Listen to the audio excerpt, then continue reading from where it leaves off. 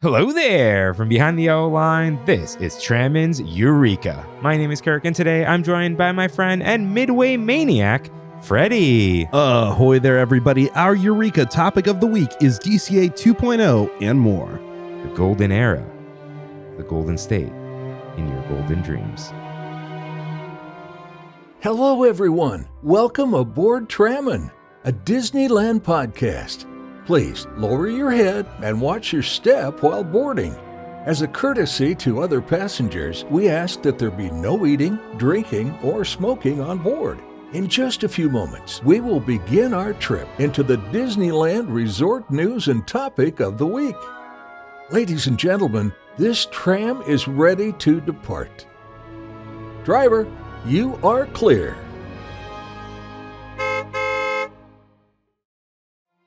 Welcome back to Eureka, everyone. Happy Wednesday. We are your hosts, Kirk and Freddy. What's up, Freddy? Hey, glad to be back and continuing our whole discussion about the history of California Adventure. Yeah, we're gonna keep it going. This is episode 2 of 3, part 2 of 3, part 2 of 3. Part with Roman numeral is way more interesting, right? Works that way. But yeah, we are here. It is mid-January, which is crazy. Yeah. You're just in a new year now. 2026, man. It's happening. It is happening. So, yeah, let's... Oh, I didn't hit record on the other thing as the backup. Oh, boy. You want to just fly by the seat of our pants or start over? Well, let's just hit record there, just like... Yeah, there we go. Yeah. So, yeah, let's make sure everything else is in order with mousekeeping. If this is your first time here, welcome aboard Trammin, a Disneyland podcast where we talk about the Disneyland Resort through and only through our eyes. Listen to full episodes every Wednesday or topic-only uploads on Big Thunder Thursdays. If you enjoy this show, like, subscribe, comment, and review us wherever you can, including Spotify, Apple Podcasts, and of course, Rain's favorite, YouTube. Head to trammin.com/ask to write into the show and request access to our Discord. You can find links to Tiki Kingdom, Bubblina's bread, and lore on trammin.com. Oh, yeah. Yeah. Bubblina is back in business. Good. Well, I mean, she was never out of business, but she's full steam ahead. I got my 2 loaves this week. Use code Trammin10. I think that still works. You can use that code for Tiki Kingdom as well. Rain's Tiki shirts. But for now, let's get in some news.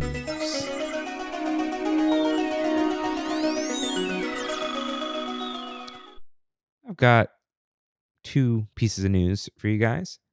D23 Spotlight series is hosting a panel with Imagineering on February 7th featuring the past and future of California Adventure. Yes, they are. So they are acknowledging the 25th anniversary. Yeah, in small ways. Yeah, I wonder, like, if by DCA like 50 they'll do a thing. I mean, I hope so, as long as it stays California Adventure. And I think that's been the main issue, is that the whole brand recognition for the resort is just Disneyland Resort, and California Adventure has kind of been erased and put into the background, which is kind of why we're talking about this to begin with. But yeah, they did come up with a logo for the 25th anniversary, which was posted as part of the announcement for this. They're going to have a special pin that you receive as part of that panel. Tickets are already sold out. I couldn't even get them. And they're also going to do a popcorn bucket for Magic Key holders that has the logo for the 25th anniversary on it. Yeah, the logo is fine. Yeah. But I mean, somehow better than the 70th logo also. That's funny. Not better, just not as bad, let's say. Because it looks kind of like that would be like on a embossed plaque on Buena Vista Street. Yes, it's definitely modeled after that, or, you know, to kind of pay homage to the golden age of California, 1920s, 1930s sort of look to it. And it's cool to see, you know, they have a few little things on there, and they put the characters in costume on there, and I'm like, oh, is this, you know, can you do a Tokyo style celebration of the park? Apparently not, which is ironic because you have Disney Sea that gets to celebrate its 25th anniversary and gets to have a huge, you know, sort of hoopla about it. Meanwhile, DCA is just, yeah, we kind of exist. Is it like, is it because of the 70th that they're just like, forget it? Really, I think it's they already have everything installed. They put all the budget on the 70th anniversary, and they were already committed to it through the end of the summer. California Adventure is just not finished yet, and so I think because they, in terms of Imagineering and where the resort is at, it's like they have so much under construction, and that's kind of what this panel is going to highlight, is everything that's being worked on right now. So you have Coco, you have the Avengers e-ticket, and you have Avatar, and all these things are still far enough off in the future that the identity of the park hasn't been solidified in their mind, and so they're kind of not like able to celebrate with like, okay, we're done here, we got it all done. Yeah, I think the problem with like Avengers branding, which we're getting ahead of ourselves, is like you can't. They do, but like you can't just put Spider-Man as like part of a DCA. Like, it's like, those logos that are almost like mosaics. Like they have like like this and that and the other thing, like it as an icon. Like Avengers Campus doesn't have an icon, not necessarily, and except they put Guardians everywhere. I guess, yeah. So it's whatever, but this is a hope, obviously, and this is double the time that it's already been around. So 25 years from now, the reason I think they could do a 50th is it'll be around for 50 years. Everyone will know what it is at that point, right? No matter what it is. I don't think they'll change the name because the name is not a problem. No. The only people who are like, what makes it California are the people who remember the old one and are being snooty or wish that they'll change it back, but they don't. They're not going to change it back. No. So it's not like, what was the French one called? Oh gosh, Disney Adventure World. No, before it was Adventure World. Before it was the Disney Studios park. Yeah. So the studio thing is bad. Yeah, it was meaningless. It's just IP World, and that's why they changed it to Adventure World, because at least it was even more sanitized and dull. Yeah, and like Hollywood Studios in Florida, I think people just know it as that. They have enough nostalgia. It's very similar to California Adventure, where it's been open for long enough and there's enough nostalgia for what it was that you can't really change the identity and have it work. Any other idea you come up with is just lesser. Yeah, I think if they really messed with Hollywood Studios, because it is unpopular, right? I would have said so, except now because you have Galaxy's Edge there, because you have Toy Story Land, which is popular, because you're adding Monstropolis and you're adding all these new attractions, there's enough of a draw there that it is still a very popular park. Even if it's not competing against Magic Kingdom and Epcot, it's still going to be more than, say, Animal Kingdom, for example, which Animal Kingdom is still struggling to catch up. Yeah, I think Hollywood Studios as a name has more stank on it than like California Adventure. When Buena Vista Street and Cars Land opened, which we're going to talk about this week, that stank, I think, went away. To people, it's like, to travelers, they want to spend more time at Disneyland, but that's what Walt Disney World is anyway. People want Magic Kingdom, and then they go to Epcot because of the World Showcase and Guardians, but people don't think about the future world stuff. So, well, and I think, as we'll discuss in our main topic, as time has gone on, the identity has become more homogenized with the resort in general. So people don't really associate California Adventure with anything anymore, except for the era that we talk about in today's episode. But anyway, that's DCA and its 25th anniversary, as far as we know. I just wanted to point out that there's definitely a lack of merchandise as far as we're aware right now. I think for the 20th, they did like a hoodie and a t-shirt, and that was it. Yeah. We'll see if they drop anything else, because they came up with a logo. It's possible. Otherwise, there is a line of they have 3 t-shirts currently that are labeled California Adventure, being sold in Elias and Company on Buena Vista Street. So if you do want a DCA t-shirt, they have it for you. Yeah, I might check that out. And my final point about why I think they could do a 50th, that will be the 94th/95th for Disney. Yeah, and that's awkward. Disney will not do. Absolutely, I will guarantee right here they could do a 90th. But they will not do 95 because 100. They're going to be saving for that. Yeah. Could you imagine? I understand this is 25 years or 30. 100 is 30 years from now. Right. I understand that. But 100 is so big. You don't want people to go, oh, we just did 95. 95 is nothing. 70 at least is the 7 is now there. Right. So anyways, but they did kind of try 65th, huh? They kind of did. It's just, you gotta, if you don't have anything else new, you gotta milk something for it. So with that, it's time for Your Right, in which members of the Tram fam write in with corrections and comments, just like you can at trammin.com/ask. Freddy, cue up that corrections music, please. So, let me see. Did people write in on Discord about some stuff? Yeah, they did. I asked people what your favorite part of the original California Adventure was, and we had Robert write in right there. Robert says, hold on. Where Disney... Okay, 1.0. DCA 1.0 was very interesting. I remember all the defunct rides. Malibu was claustrophobic and terrifying. The tractor, superstar limo. The things I remember the most... The fountain that was incorporated into the sun icon, the Oregon version of California Dreamin', and the abundance of dead ends. My hands down fave, the big R and the Esplanade, of course. You got 6 of those in your name, buddy. Hubcap looks something like sun. So yeah, he's shared a fun little fact. Also, to piggyback on the whole noise part of the conversation, because we were talking about how California Screamin' and now Incredicoaster have the covered tubes. Yeah. He says Intamin, the manufacturer of California Screamin', opted for LSM motors instead of standard chain lift to limit noise on the back incline. Although under certain applications, LSM motors can be loud. Take Falcon's Flight downhill launch, for example. What is that? A linear something magnet? Yeah. Let's see. LSM motor. Let's see. To launch aircraft off of carriers. Yeah. Can someone tell me what that means? Oh, not LSM cars, LSM motor, meaning? Linear synchronous motor. There we go. Synchronous motor. What's funny is the reason this is in my mind, we just started using synchronous motors at work. Oh. We were using asynchronous motors, and I believe synchronous motors are not common for belt driven activity. They're small, but this company that makes them just made a big one, and they're extremely efficient. It's crazy stuff.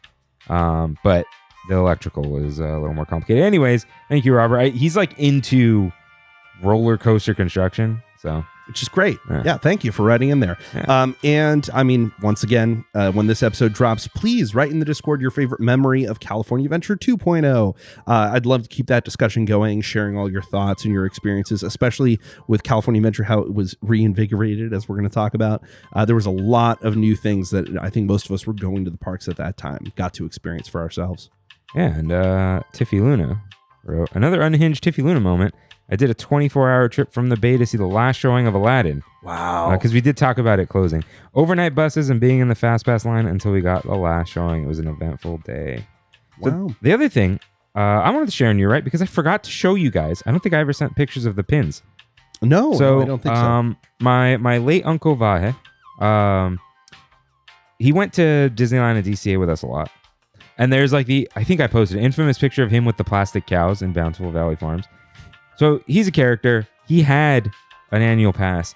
And my mom he passed quite a few years ago. But my mom was still cleaning out some of his stuff, random closet in my aunt's place, right? And she's like, hey, found these pins given to pass holders.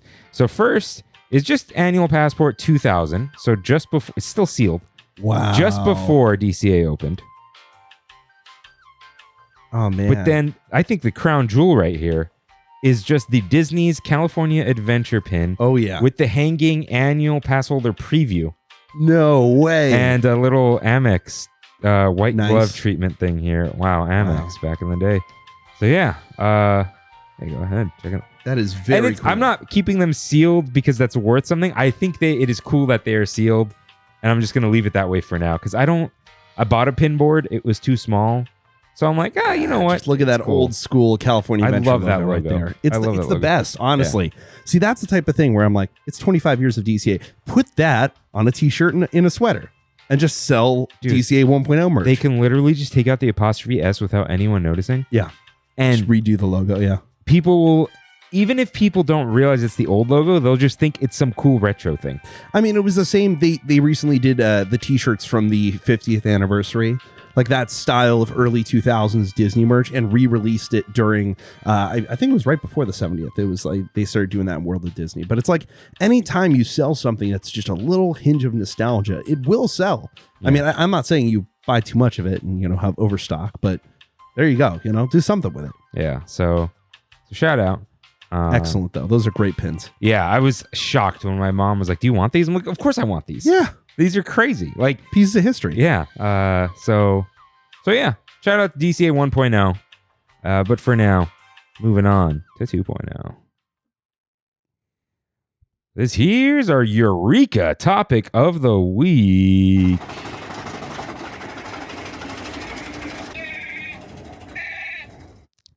DCA 2.0 and more. Yeah. So, we did DCA 1.0 and a half last week. We're celebrating the 25th anniversary of Disney California Adventure Park, previously named Disney's California Adventure Park. So please go listen to that first episode for some more context. But it is now time for the biggest turning of the leaf. Oh, yeah. Because as we will talk about 3.0, it's almost like a 2.8 final chapter prologue. If you get that reference, let me know. But a true 2.0, I think, is what we're going to do. So Freddy, rededicate this park for us. Absolutely. To all who come to this place of dreams, welcome. Disney California Adventure celebrates the spirit of optimism and the promise of endless opportunities, ignited by the imagination of daring dreamers such as Walt Disney and those, like him, who forever changed and were forever changed by the Golden State. This unique place embraces the richness and diversity of California, its land, its people, its stories, and above all, the dreamers it continues to inspire. Bob Iger, June 15th, 2012, rededicating California Adventure, which in itself is a statement. Yeah, saying, it's been 11 years and this isn't the California Adventure you knew. This is a new adventure. And it doesn't represent the work that, this is not what Disney should represent. It's like, no, this is actually us achieving what we set out to do. Yeah. And so, oddly enough, things had begun before this, but things continued after this.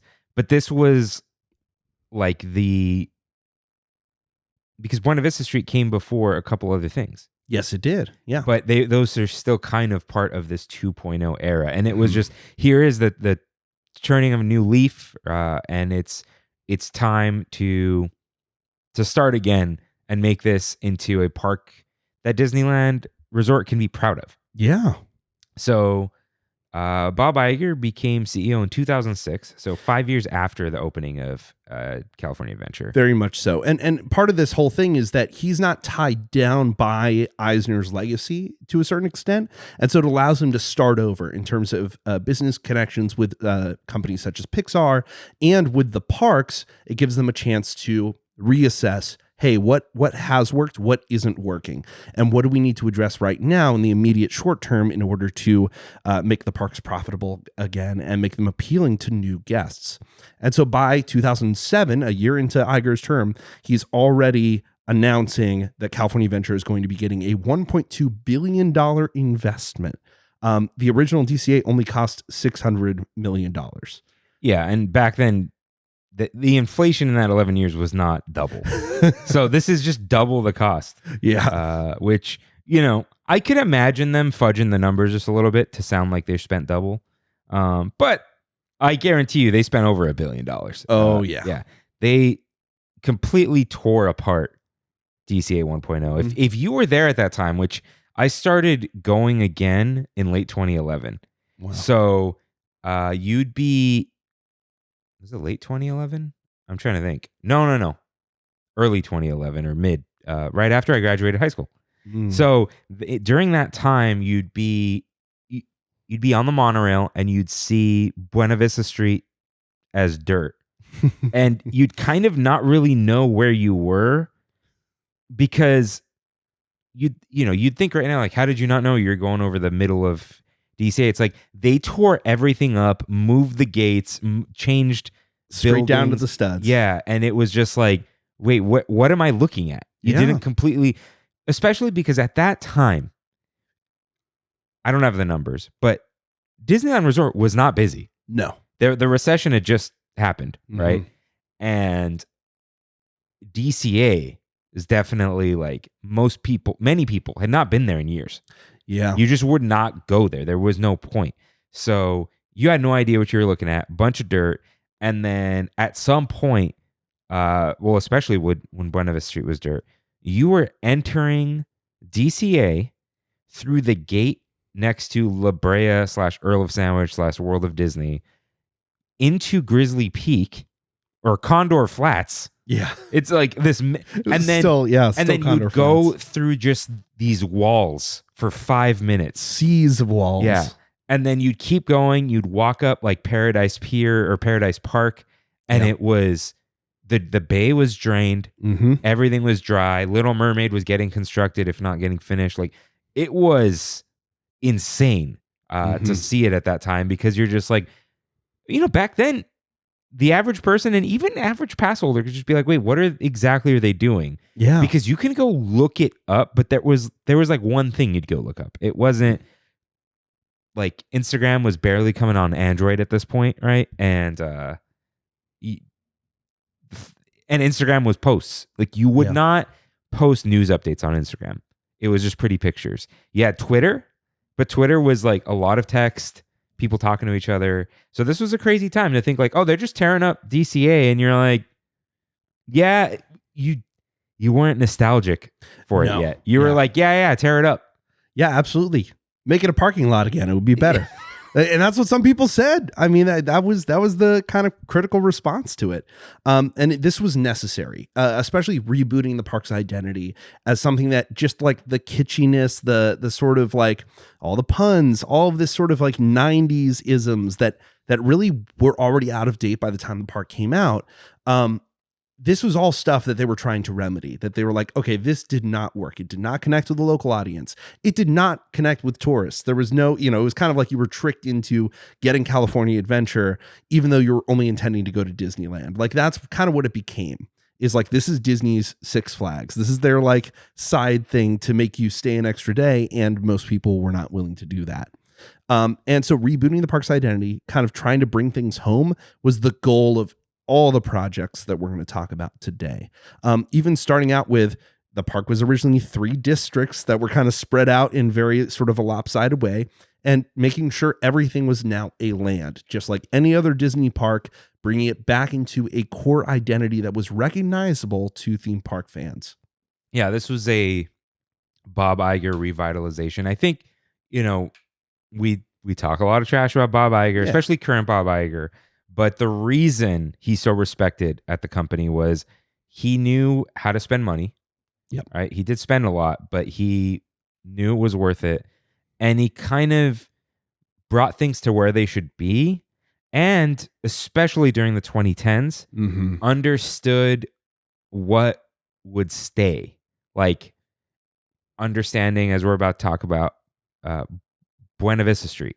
Yeah. This is a timeless, idealistic city, and we don't really ever need to change this, right? It's like its own main street. So it was set in a time when Walt Disney himself would have come to Los Angeles, and like, this is what he would have seen. This is what he would have experienced.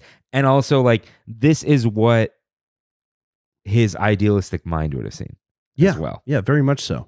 And it is part of that romanticization of a period of time, the golden age of both Hollywood and sort of Los Angeles as an identity, that's kind of growing out of this. And for them, it is the California equivalent of Main Street USA. And that's really what they're trying to do, is balance out when you're standing in the Esplanade between the two parks. If you look down on one side, you're going to find the Main Street train station and Main Street. And if you turn around the other way, it's Buena Vista Street in this total parallel. You even have a train on one side and a red car trolley on the other. And really creating this sort of homogenized state between the two parks that kind of allows you to flow back and forth, and kind of lets some of the nostalgia people have for Disneyland actually bleed into its sister park, which is really important. Yeah, like, I think it worked out where a lot of people know it's called Buena Vista Street. Yeah. But if they don't, this is California. This is the main street of this park. Yeah. That's it. It's like Main Street. There are the shops here. There's probably places to eat at the ends, which kind of aren't, but you keep walking to find food, right? They don't keep it open like they keep Main Street open when the park closes. But I don't think they really. It's you could always go to the other park. It's not that type of vibe. People just go to downtown Disney. Yeah. But yeah, people understand what it is. And at the end of it is we actually did this episode called California Adventure Cartography, where it's an interesting park with 2 hubs that I think helps it, because if you make it to the first hub and you understand I can split off here, and if you don't want to split off, you can just keep going instead of stopping and it being the central meeting place. It's keep going, and then you'll have more choices later. Yep. So that didn't really change. In some ways, it's a choose your own adventure park. That didn't really change, but yeah, you got this new, like, you understood what was going on, and the gates were a lot more grand. It's modeled after the Pan Pacific Auditorium, just like Hollywood Studios, which at the time, a lot of us didn't know that it was just like that in Hollywood Studios. Yeah. Because a lot of us hadn't been there, at least people our age. Well, and it gives you a parallel, though, of that was already a park that was celebrating this era of Los Angeles as well. And so it's kind of interesting to sort of copy-paste homework with a slight adjustment towards the Disney characterization of the era and kind of it's a very different stylization. If you go to Hollywood Studios, even though it is also this golden age Los Angeles, it is much more of that kitschy era. That's kind of a little pre-California Adventure. Hollywood, because it's Hollywood Studios, Hollywood Boulevard, where what's funny is our Hollywood land and Hollywood Boulevard looks just like theirs. Yeah. But that's what our land is. For them, it's like, that's their park. The whole thing. And for us, it's like, oh, isn't California like beautiful? And our gates are more like the Disneyland gates, where the ticket booths are not integrated, but they are in Hollywood Studios, right? Yeah. They have these weird windows, which I would assume they don't use anymore, but who knows? But yeah, we at the time we thought this is really nice, and it's funny that it's copy pasted from Florida, but it makes more sense here.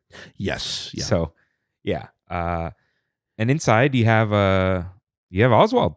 Oswald immediately on your left there, which is a big Bob Iger get. Oh yeah. So Bob Iger, who came from ABC, that's like his whole thing, and ABC's owned by Disney, wanted to get Oswald the Lucky Rabbit back, because that was Walt Disney's first character that he drew, right? Or was it? I believe he also drew that more over than Mickey Mouse. And he did that for Universal. So Universal owned Oswald the Lucky Rabbit for all those years, and at this point, Universal was owned by Comcast, and this was way after, like, Universal owned NBC, so it's like Universal, NBC, Comcast. So NBC does sports, ABC does sports. So Bob Iger thought, okay, here's how I get Oswald the Lucky Rabbit back. Universal doesn't care about Oswald the Lucky Rabbit, but knows that we want him. So we'll just trade a human being. So they traded a sportscaster, this poor guy whose name I don't remember. Let's see. ABC. Inconsequential to history. Yeah, trades, sportscaster. He's a depreciating asset. Oswald. We got to sell him. Yeah, let's see. Oswald is forever. Oh, this is yeah, no, it is real. It's real. Al Michaels. Yeah. Yeah. So ESPN president traded him. But yeah, that was a Bob Iger thing. Bob Iger's thing, as we found with with Marvel and Fox and all that kind of stuff, was acquisitions, and anything that Disney owned part of or was a part of, he wanted to bring it in-house. Whole thing. So we had all these Lucasfilm partnerships by Lucasfilm. Yeah. Marvel, there was nothing beforehand. That was more, they had a deal with Universal, ironically enough. Yeah, but then he grabbed Marvel because he wasn't going to grab DC from Warner Brothers, right? So because Marvel was on its own and failing, so he grabbed Marvel, and then couldn't get Spider-Man from Sony's clutches, right? But they made their little deal. He grabbed Fox to get. Yep. It wasn't to get the X-Men, because that's ridiculous, but it is like this extra bullet point of, oh, we can have like 50 more characters in this universe if we grab what we're supposed to own already with Fox. And then, there's always these rumors of Disney buying Sony Pictures. Yeah, And- or something. Yeah, and you'd get Spider-Man back and Sony Pictures, but I don't see that happening. I don't know. We're in such soon. an era of everything getting homogenized that even Hollywood as it stands today is kind of anti mergers and acquisitions at the moment. It's happened too much because every time you do that, people lose jobs because you're not going to keep a whole other studio open when you already operate a studio. But if you do keep the studio open, you don't keep their HR, you don't keep their finance, you don't keep all the blue collar hard workers. You bring it all. Well, in-house, even the I guess white collar with some of them, but the boots on the ground people get chucked because you have your own, and it makes sense, but it does suck. It does suck. So, yeah. But now you have let's transition back. So you have Oswald as part of Buena Vista Street, and him as a actual character that you can meet, a costume character. He was around and that every was a day. huge thing. Yeah, he was around every day for years. Yeah. You could buy his ears. Yep. At his tire shop. Yeah. Cute little addition to Buena Vista Street. Absolutely. That part was probably just the gate at that before then, right? Yeah, beforehand the it would have gate been moved just a little bit. Yeah, a little bit forward, so that way they had a little bit more space and created more of that sort of navigable area rather than it being like Sunshine Plaza where it was kind of smushed all in together. There's much more of a flow to Buena Vista Street, and especially that parallel of distance that you take compared to how it was before. Yeah. Sorry, go ahead. Yeah, I was going to bring up. So as you go into Buena Vista Street, you're going to have our shops on the left and right. You also have the Glendale Hyperion Bridge, which is where the monorail is. It used to be the Golden Gate Bridge that was there. And if you ride the monorail, if you happen to find yourself in the nose or tail cone, you can actually still see exposed red metal that used to be the bridge of the Golden Gate when you ride on there. Yeah, and if you have real quick eyes, you can see it out of the side of the monorail, but it's tough because of the windows and all that. And even before the bridge, though, you have Mortimer's Market, which is another one of those things. So Mortimer was going to be the name of Mickey Mouse, as the story goes, but Lily and Disney was like, it's not. Basically, that's not a cute name. No. So we ended up with Mickey. And then later on, Mortimer became this. Is it Mickey's cousin or something? It's like his cousin. It's also his boss in certain cartoons. Yeah, and he's in House of Mouse a lot. Yeah. And yeah, he's kind of a jerk. So you get that little reference there too, which is cute. I actually really love the Glendale Hyperion Bridge. It's a nice way to break up the park. It's this nice shaded area. It's a nice halfway interior that makes the shops underneath feel more like separate shops because they are just giant buildings. Yeah, it's all one thing, very similar to Main Street. So I really like that. It's a place to sit. It kind of slows you down a little bit. And it narrows your vision before opening it back up again, and you're in Carthay Circle. Yeah, because on Main Street, you're just, I gotta get to the castle. Right here, it's just go up Buena Vista Street, Yeah, it makes you actually feel like you're in a place and not just a theme park for the moment. But I mean, that's one of the kind of appeals is it's like a little neighborhood. You look up in the balconies and you have people who are working on art up there, and you have people's clothing that's hanging out. A lot of period accurate things, even when you're in the stores. Very much on the second floor of those stores, you're going to have a lot of stuff that kind of feels of an era, feels of a time, really calling back to that history of Los Angeles. And even as we mentioned with Mortimer's and Oswald's and even Fiddler, Pfeiffer, and Practical Cafe, a lot of these locations are named after Disney characters of the 1920s and 30s, like original cartoons, kind of paying homage to that as it builds up from the cartoons to the first theatrical film with Carthay Circle celebrating that. Yeah, so Fiddler, Pfeiffer, and Practical are the three little pigs. For those who don't know, this is Starbucks. Yes. I think there are many who don't. You guys all know over here. And then just next to it, Clarabelle's Ice Cream. Yep. And Clarabelle's real big now. But that was a great addition. You get the frozen. It's kind of funny how she wasn't a major character. Now it's everywhere. It's yeah. And what's funny though is she was in Kingdom Hearts 2. Oddly enough. But yeah, that was a great addition. The shops were great. We had trolley treats. Trolley treats. Because we have the red car trolley. So fun Easter egg in the window if you've ever seen that giant sort of pile, rock candy mountain that's there, which was an original concept before the Matterhorn for Disneyland. So even paying homage to that, which is cool. Yeah, and they were going to build that out of the dirt from the rivers of America. Shout out River and James. Which just all these completely Oh, and what day does this air? The 22nd? The 20th? When did I say this airs? Yes. Happy birthday, River, my nephew. Hey, there you go. He's this many now. Oh, crazy. So, lots of little Easter eggs. The red car trolley itself. Oh you can ride around. Is that going to be? No, it's Buena Vista Street. Yeah, you can't ride it around anymore. Sadly, but the red car trolley is. There are actually 3 of them. Were there 3? Minimum 2 that are different. Were there ever 3, or was it just 2? Like, was there one in the back? You know what I mean? Well, the one that was always used for the Newsies show, right? So it's a reference to how LA used to have trolley cars everywhere, and instead of buses, instead of 1,000 car lanes, and basically the car companies forced those out. We could have still had them. We had it so good.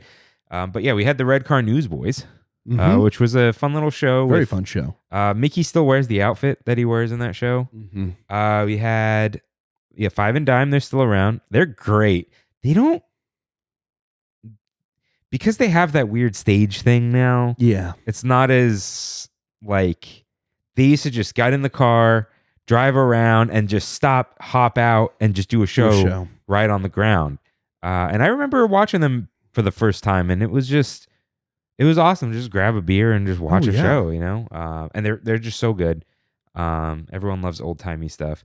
But yeah, the Newsboys are gone. But that was a cute little show. It was never my thing, but it was one of those kind of a reason for people to stop, have a little piece of entertainment.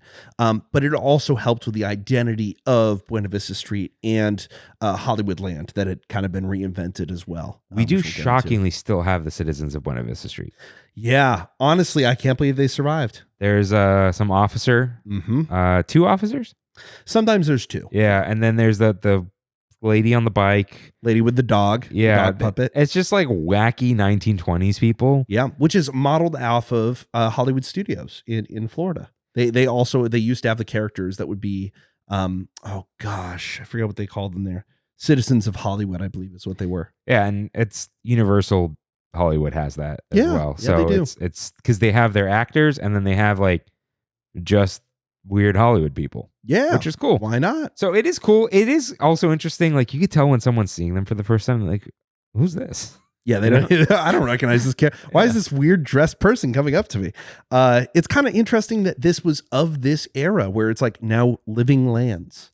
That was the term being thrown around at the time before we got into immersive being the term used everywhere. But the idea that this was a living place that you could also experience and be a part of.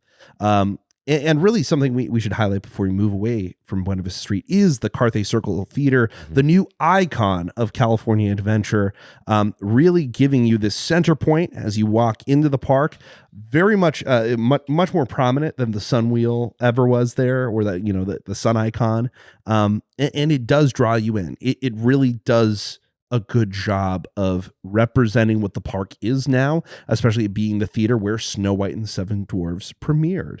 And that's what it's modeled after. Yeah, and that's why it has all these little premiere stuff on the marquee. And very beautiful old building. No longer exists, which is a little sad in real life. But a great restaurant. You go upstairs, there's tons of old pictures and memorabilia and all that kind of stuff. Little of a bummer that the lounge isn't really a lounge anymore. Yeah, it used to be a lot more lounge-like, a lot more like sort of intimate in its spacing. Now that it has sort of that alfresco dining, it has the patio dining left over from the pandemic. It's kind of been opened up into Carthay Circle, which is kind of cool that you do still have a street, sort of a experience, almost Parisian in a way. But it is definitely at its best when it is that more intimate moment. I still love going into the actual bar area, which is still left over from the lounge. And in there, if you ever find yourself there for a period of time, you'll actually notice that the lights dim and then come back up for intermission with the movie that's being played. Yeah, and Fun it's detail. It's kind of hard to even request to sit at the bar. It is so few seats there. Yeah, so you used to just be able to walk up, ask for a seat in the lounge, and then they just give you a seat in the lounge. Yeah. And I think because like they did have food, but it was full service, but they didn't act like it was full service. No. So people would just kind of stroll in. And it was also something that is a bummer now. When you go to Carthay Circle, you want to have a nice dinner.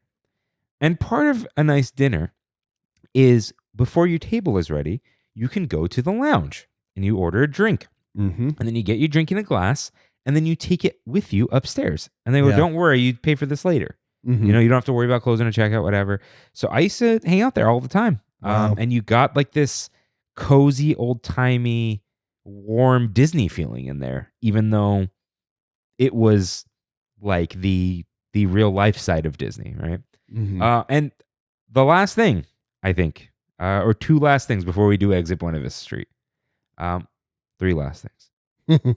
The fountain is very nice. Yes. I want to say that. It's very beautiful at night. Two, I love how the stores are like department stores. Mm-hmm. And you have Elias and Company, which is Walt's dad, right? Yes. And his middle name. Mm-hmm. So that is very cool. And that it has like upscale items in there that people do look for. Yeah. You do look for jewelry and stuff in there and watches, whatnot. And the final thing, the statue. Mm-hmm. Dreamers, right? Is what it's called? Storytellers. Storytellers. Dreamers. Storytellers. Yeah. So our own little partner statue, and it's supposed to be Walt Disney arriving in Los Angeles with Mickey Mouse. Yeah. And some suitcases. Got the suitcase. Yep. It's very cute, very like humanized. Mm-hmm. He's a little shorter than you, right? Yeah. Like shorter than me. So, yeah. I think it's meant so kids can kind of take a picture with Mickey and him. And it's not too imposing, you know, Mm-hmm. but it's less. But it's also bringing Walt down to like, this is him before icon status, where he's standing in the middle of the theme park. Yeah, it's like, this is a man in a vest and a hat. Yeah. You know? And just come hang out with him. And it's a statue. You can actually put your arm around him and take a photo, which is a whole different thing where you can't touch Walt in the middle of Disneyland. And it's off to the side, so you're not in anyone's way when you do that. Yeah. Which is also very nice. Where it's good not, spatial engineering there. Yeah. DCA, when it opened, but it was just too sparse at the time. Mm-hmm. But especially now was like, you can tell Disney knew what they were doing at this point.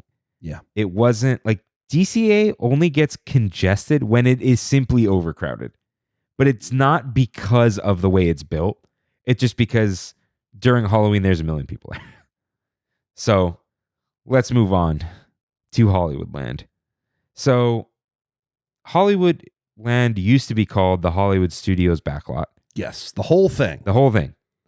And then they named it Hollywoodland and then got rid of the sign, which is a little crazy. There's no sign. Yeah. And there are no elephants. Mm-hmm. So it's just kind of like, here's Hollywood Boulevard. Mm-hmm. And they removed the corniness of it a little bit. Just a little bit. But they didn't really amp it up either. No. They just kind of left like, here's Hollywood Boulevard. It was very much halfway done. And that's kind of part of it where they had already invested a lot of money into Hollywoodland at the time. You had already opened up Monsters, Inc. and you had already done the Tower of Terror, which kind of already rounded everything out and kind of solidified the identity of Hollywoodland and the idea of that sort of 1920s, 1930s continuing over from Buena Vista Street and going all the way through. And so the land really didn't receive any major developments when it came to 2012. Again, just pretty much a fresh coat of paint, a few adjustments, get rid of some of the cheesy neon signs. We still had schmoozies. It's like, we're not changing everything here. But a lot of that was left on the back burner as, and they did talk about, hey, the Hyperion Theater, let's actually build a full theater facade. Let's really make this iconic. And there's concept art of that did get revealed, but unfortunately they never ended up going with it. So it's kind of been a half done land for a very long time. But whereas, it became Hollywoodland, they still had the Hollywood backlot itself, the area that was a very industrialized, still a bunch of studio buildings. And repurposing those studio buildings, they were able to kind of use that area for a lot of new festivals that came to California Adventure around that time. So you had GlowFest in 2010, very quickly replaced by Electronica in 2010, 2012, and then the Mad Tea Party 2012 to 2014. Yeah, so let's talk about Electronica for a second. Oh yeah. Shout out all my ravers. Shout out Dane. And so Tron Legacy was releasing December 2010. So they thought, okay, let's do some cross promotion. Let's do Electronica and have like halfway recognizer gates down Hollywood Boulevard with the extra wiring, which looked terrible during the day. Oh boy. But looked really cool at night. And the thing is, the early 2010s, the rave festival scene was huge. It was huge. EDC 2010 was infamous. And it got moved to Vegas, but EDC was real big, the Electric Daisy Carnival, all the other Insomniac events, all the Wonderlands. So that was like really big at the time. And Tron was, the soundtrack was by Daft Punk. Oh yeah. They got to put the End of Line Club bar in, what is it now? They put it in the stage 12 or No, it was the thing. The outdoor bar. The Hollywood Lounge. Yeah, Hollywood Lounge. Yeah. Right. I think you were able to sit up against it though, as like a real bar because things were not as busy back then. Stage. What's the one that had the food court in it? Oh goodness, I don't know if it was stage 21 or whatever it was. What was it? 12? It was the. It might have been. I don't think it's 12. No, 12 was the where the Marvel shop was most recently. That was 17. That was 17? Yeah. Maybe it was 12. Either way, it used to be the food court, and then it was abandoned, reused for food festivals, and then became Flynn's Arcade. Yeah. So Flynn's Arcade was an arcade, and they had Space Paranoids and stuff in there. They had like air hockey, all that kind of stuff. And I remember going and getting a fast pass for Tower of Terror. And at the time, Fast Pass was a lot of fun. So I put my ticket in, got my Tower of Terror Fast Pass, and then it spits out another ticket. And it says, wow, this is not a Fast Pass. 2 free tokens at Flynn's Arcade. Oh, yeah. And so you got to go play a game for completely free. And it was just a nice little surprise. So you had electronic music playing. You had an arcade. You had all these like, not much Tron merch really, but just this like cool thing of like, oh, we're not doing anything with this area. Yeah. Let's have a little festival. But then it ran its course. Mm-hmm. And then we got Mad Tea Party afterwards. But it was at this time that Disney was realizing that there's a drug scene in the rave scene. There's some association there. Yeah, there's some association. You never had to. I never did. But if you were going to, that's where you were going to do it, right? So they kind of didn't really want to be associated with that stuff. So Mad Tea Party was more like punk rock. Yeah. It was still like cool lights and like the House of Cards and all that kind of stuff. And this was when the Tim Burton's Alice in Wonderland was a thing. Mm-hmm. And also the rave scene had from Insomniac, which did EDC. They had Beyond Wonderland. Psycho Circus, for those who don't know, used to be the first couple was called Escape from Wonderland because there was also Nocturnal Wonderland. And then they did White Wonderland once or twice. So it was like a thing at the time, like the like goth emo scene evolving into like a different kind of like punk, more still emo, like it was real big at the time. Mm-hmm. So yeah, we had all these parties beloved by many. Yeah. But that was kind of the last we saw of adult parties. Mm-hmm. And then we had most recently Pixar. What was it for? Pixar Fun Fest? Yeah, it was something like that. There was a series of different events that took place in California Adventure. We'll talk about it a little bit in the next episode, but because Frozen came in after this. Yeah, which I think I never really participated in the Frozen thing. Yeah. But Frozen was very clearly like, this is Frozen. This is a cute event. And they called it was like Family Fest or something. Yeah. So it was very much using the same space, but it's like, this is a family event, guys. Like, but then the Pixar thing actually ended early because they wanted it to be for kids, but they had a DJ. Kids get bored of that specifically real fast, but the adults didn't care at all. And it's this like, this prudishness and fear from Disney where it's like, oh, if we go too far, it's going to tarnish our image. And then it's like, think of what everyone's scrolling through on TikTok. Like, it doesn't matter what's going on at Disneyland. But that was the end of the fun parties with Mad Tea Party. But as you can see, nothing new at Hollywoodland. Nothing really. Muppet Vision closed. Still open for a while and then eventually closed with Frozen. Yeah. Frozen got rid of Aladdin and it killed Muppet Vision. Oh boy. Yeah. So the theater was, even around this time, there's a lot of the previews and stuff too. Yes. Mid 2010s. They would do previews and then it would go back to Muppet Vision, previews, Muppet Vision. But it was still Muppets for a while. I remember at that time. Yeah. But there was this loss of identity in Hollywoodland. It was just the land where there was just random stuff sometimes. And I think it's interesting to see the balancing out of all of these great new things opening and then to see, hey, this still isn't working. It's still muddled over here. And it's just like, yeah, we'll get to that eventually. Yeah. The end of this era, like 2015, 2016, Hollywoodland was like really the extra area where they did like AP days and stuff. Yeah. So that food court building, part of it was open, but it was walled off. You couldn't see anything. But I remember I got I had to buy the shirt, but I got a free button, many other free buttons. The shirt is really cool. It was AP days, like fall 2015 or 16.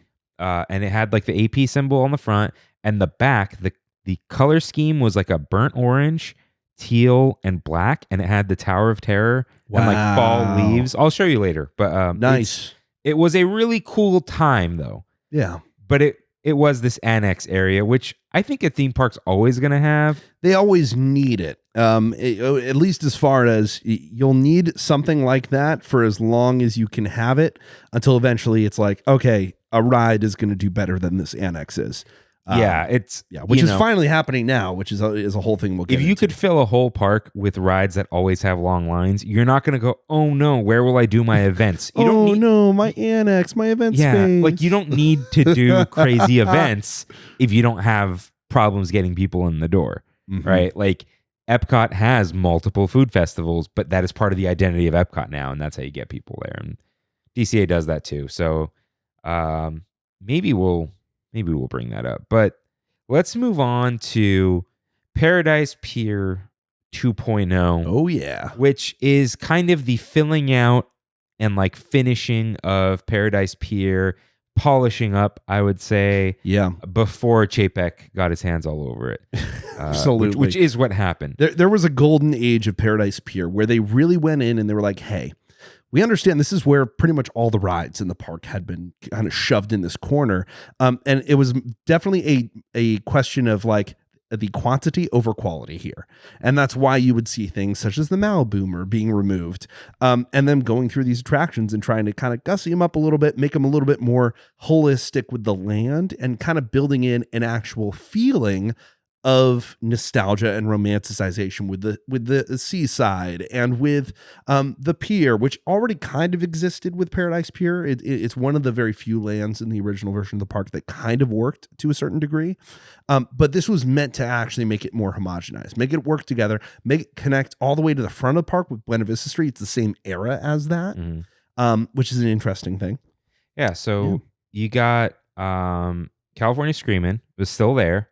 Still California Screamin'. The music, I believe, was the same. Music was the same. Narration changed. Yeah, we got Neil Patrick Harris. Yes. Hurry, hurry, hurry. You know. Goodness.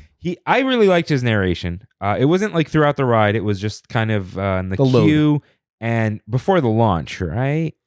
Head back, Yes. face forward Yep. was him. Yep, that was him. And you got the cool little music there, which was probably always there. And it got a coat of paint, but because of Mickey's Fun Wheel, which we will talk about in just a moment, the Mickey Mouse was removed from the loop. It was replaced with its own sun icon, which was used throughout Paradise Pier. And Paradise Pier was written over the loop. Just an iconic image. Yeah, it was a little sad to lose the Mickey because it was, even though it was like a Mickey, it wasn't a painted on Mickey. No. They built it. But it looked very early 2000s with the weird gold thing. So it, California Adventure in the 2000s didn't really, it was in its own era of 2000s and like some stuff was kind of old timey. Whereas now it was like, oh, look, this is just a circle and we painted a sun on it and it looks very cute. And we wrote Paradise Pier in the way that you would write something on the side of a roller. So then we got Mickey's Fun Wheel, which replaced the Sun Wheel, which I think we thought that was funny at the time. The little pun. The Sun Wheel is now the Fun Wheel. And it was just, we need to put a giant Mickey Mouse face in this park. And in some ways, this is the biggest statement of change in the whole park. I mean, besides Carthay Circle, the true icon of California Adventure, and it still stands to this day, is the Mickey, the Fun Wheel, the giant pie-eyed Mickey sitting there on the wheel. And it's kind of crazy that despite everything that's happened, that has still stayed. So what's funny is when they did Pixar Pier, you cover your kids' ears. I remember someone on Reddit saying, do they have the balls to remove Mickey? I don't think so. And they did not. So Mickey you're safe now. So Mickey stayed. He's still there now. But yeah, we got like the old like Mickey in front of a short Mickey with the triangles coming at him. I don't know what you'd call it. And, repainted gondolas. Yeah. With all of the iconic characters, all the Fab Five on there.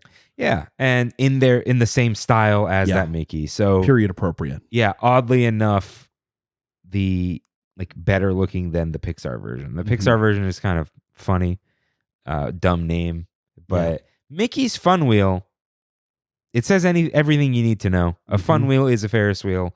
And didn't change much. Right. On all it didn't change much. And then a lot of the other storefronts sort of around the Fun Wheel, all the Midway games, they all got changed out to be a lot more period appropriate and a lot more character based too. Yeah, you needed more Mickey Mouse and Disney stuff. Oh, And this wasn't that people have a problem with that showing up in Epcot because forget even being a purist. Epcot somehow makes even less sense. Yeah. I think it's maybe a better park than DCA. I don't know. But DCA, like, it's fine. It always had Disney in the name. It's right next to Disneyland. Yeah. And it's fine if Mickey Mouse is there because you put him in a cute outfit and he fits in whatever land he's in, right? So, we got Midway Mania. Yeah. Which is a huge deal. Which we talked about a little bit in the last episode, but this was definitely still a part of sort of this transition of patching up DCA 1.0 and then continuing over because Midway Mania introduced that Victorian type thing. You think Mr. Potato Head and like his little Barker spiel that's on there, like it's all of this era.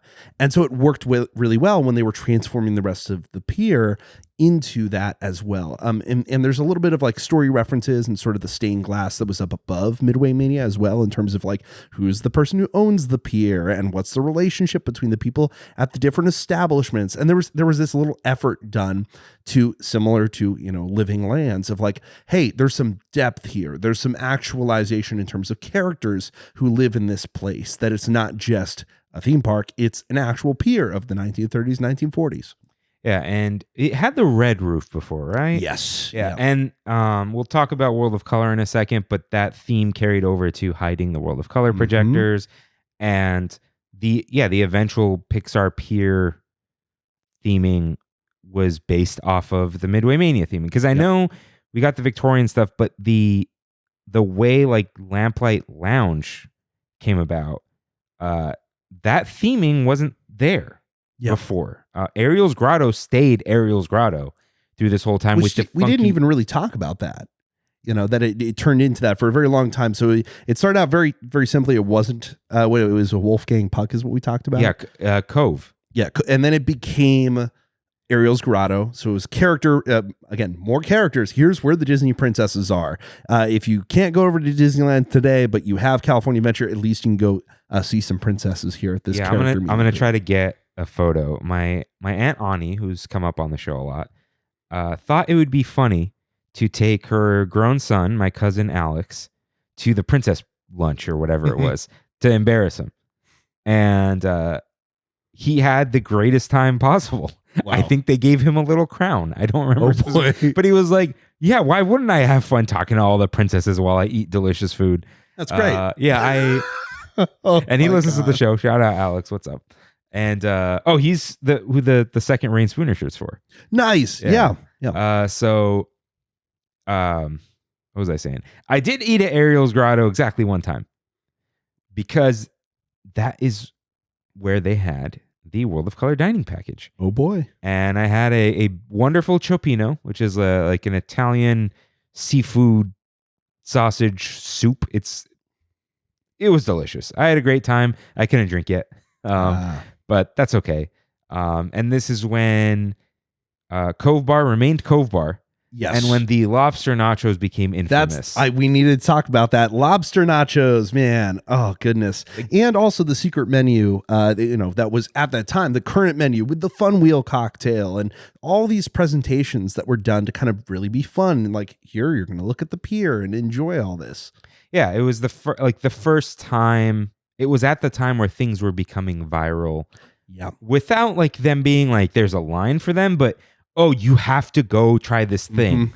And I think this may have been like this little breaking point for Disney in a good way we can like get people to come here. We can get adults to want things, like new things that aren't the same every day. Like this is when, at the time it was just, you go to Disney for a corn dog or Plaza Inn fried chicken. And I did that a lot.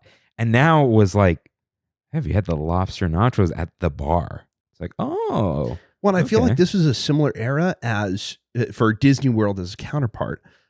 Drinking around the world was already kind of a thing, but really became a thing around the same time when things like Instagram existed and things could start going viral of, I'm doing this thing, you should do it too. And California Adventure is essentially the equivalent of Epcot when it comes to those things in terms of food and drink. Yeah. So, Paradise Pier was coming into its own. We liked it. We actually did like it. Mm-hmm. The music background loop changed. Yes, you lost the Beach Boys, but you gained this whole new Victorian loop, which you can still hear today over at the Paradise Gardens. Which, speaking of the Paradise Gardens, let's keep going in a circle. We'll end up in the middle at some point. Yeah. So we get Little Mermaid in 2011. So before Buena Vista Street. Yes, this was the first thing that the walls took you to. Mm-hmm. So I thought that this like took place in the Golden Dreams building, but they did actually tear it down and build a new building, which is cool. They left the Palace of the Fine Arts because it's beautiful. Mm-hmm. And they can just tell you it's California, even though they painted it, it is very odd, right? But we got just a Little Mermaid dark ride. Yeah. And I don't think it's overrated or underrated. I think it is just perfectly rated. It's a fine ride. Mm-hmm. I don't think you'd really want anything like, what spectacular thing would they put there, right? It's something that works for kids. It's something that works for adults because Little Mermaid is now Disney Classic Timeless, right? People like to bring up how old she may or may not have been. It's a Disney movie. The age, they never actually say it, or do they? I don't think someone's going to tell me that King Triton said she was 16. He may have. Probably. Yeah. But listen, it's we don't need to talk about when that. This opened, there were very few attractions that appealed to kids of all ages. And so this being a particular family attraction that everybody go on, the photos of the line snaking out in front all the way up to the bay is kind of crazy when you think about it for how short, how much this is just a traditional Fantasyland dark ride Yeah. using an Omni mover system. That's just what it is. Yeah, you didn't have to explain it to people too much. It's like, oh, it's a Little Mermaid ride that's like Haunted Mansion. Yeah. Oh, okay, that's cool. Cool. You don't have to convince people to go on it. No. It is my friend Ariana's favorite ride, which is crazy. She used to not like Disneyland, and then one day I got a text and saying that she worked for their HR department at the Walt Disney Company. I was like, shout out. I can say that now because she's moved on to greener pastures, probably. Yeah. Sorry, Walt Disney Company, but yeah, we actually went on that. I ran into her for the first time in 5 years during a Trammin meetup. Wow. And I was like, you want to go on this ride with the entire crew? She's like, it's my favorite. All right. But great addition, I think. Yeah. And I think it fits because we are surrounding Paradise Bay, where there was a show, but we're not there yet. Let's talk about Goofy's Sky School. Oh, yeah. A ride that was already there, Mulholland Madness, which we talked about almost extensively last week. Yeah. But Goofy's Sky School, did we talk about how this was the first, maybe Rain and I talked about it. This was the first character ride, right? Like Fab Five? Mickey's Fun Wheel I wouldn't count because it's a Ferris wheel with Mickey's face on it. You're probably right. But this is there's no Donald Duck ride anywhere. No. Right? Like he's in Philhar Magic, but that's not a ride. Yeah. But this was the era where they started exploring at Imagineering. Hey, these iconic Fab Five characters, they've never had rides before. Let's start doing stuff with them. Yeah, and people love Goofy. Oh, yeah. Goofy is silly, so nothing needs to make sense. You have the Goofy movie, so you have like some nostalgia baked in. They could, funnily enough, Rain has talked about them retheming it to the Goofy movie. Oh, it'd be so good. But you also had Goofy Learn to Fly short. Yeah, that's an old one, right? Yeah, I believe so. It was and it's based off of that era of shorts with Goofy and the how-to and all this stuff. Really just works so much better than Mulholland Madness ever did. Yeah, Mulholland Madness is a tacky ride that is like, in a way, promoting something extremely dangerous done by teenagers who want to impress girls. But you could drop that ride anywhere and it would just be fine. Any carnival, the OC fair, and it would have just been a ride. And so you look at California Adventure and you're like, it needs to be, it's here for a reason. It fits in. It is a Disney attraction. If our name's associated with it, it better be at least passing. And that's the thing that Goofy Sky School does. Is it's like, all right, let's take this thing and upgrade it, even just with a fresh coat of paint. And it does so much for it. It works well that way. It is funny that the paint, cloud facade. Yeah, the paint is the go away blue. Yeah. It's very bare in there, but you're so afraid that it's fine. It doesn't matter. Yeah, and there's a story. Goofy is teaching chickens how to fly. Yep. So that's why Kimmy and I did that costume this year. Yeah, that was this year. It's one of her. I wouldn't say like one of her favorite rides, as in like it's on her top whatever. But she really likes it, and she will like, oh, what should we do? She goes, let's check Goofy Sky School, and they do have a single rider right now. There was probably a time where there wasn't. Sometimes it has an inexplicably long wait. It's kind of crazy how long it can get. And it is relatively efficient as long as people get in quickly. It's just a terrible place to wait. Yeah. I remember waiting there June 2021 outside in the hot sun with a mask on. Oof. Yeah. And they didn't really like you drinking water. It was rough. But I think like once a kid's not afraid of it, or they don't really know that they're afraid of it, they go, oh, let's go on the Goofy ride. Yeah. Easy. So great retheme, let's say. Yeah. And then we have the Silly Symphony Swings. Yes. Which is like a hardcore, like Disney short era. Like the Silly Symphony was a thing. Yep. And it was based on, I forget the name. Of the particular one, yeah. Yeah. It was actually, I believe the funny part is that it predates, the short that it's referencing predates the Silly Symphonies or something like that. It's the conductor windy, or something. Let's see. Hold on. I got it. Silly Symphony. something band, right? Oh, yes. Something big band, I think. Oh, Band Mickey. Let's see. The band concert. The band concert. What a name, huh? Yeah, it is what it is. I'm Yeah. going to tell you what it is. It's the band concert, you see? Yeah. There it is. It's absolutely adorable. 1935. Nice. I think. Yeah, I love this outfit. So the funny thing So it is, was post. It was actually after the Silly Symphony cartoons. so you have this little Mickey, That one. Yeah. and he's on top of the ride, but you can't see it when you're on the ride. So this replaced or rethemed the Orange Stinger. Yeah. The music fits in with the time. The creepy carnival vibe is there. You can hear that just echoing across the bay. Perfect. What's funny is like when it's completely working, there's like lightning strikes throughout the ride. It's the storm. Yeah. And it works. But then it really shows you how high up the thing is, because when it was an orange, it just looked like a building.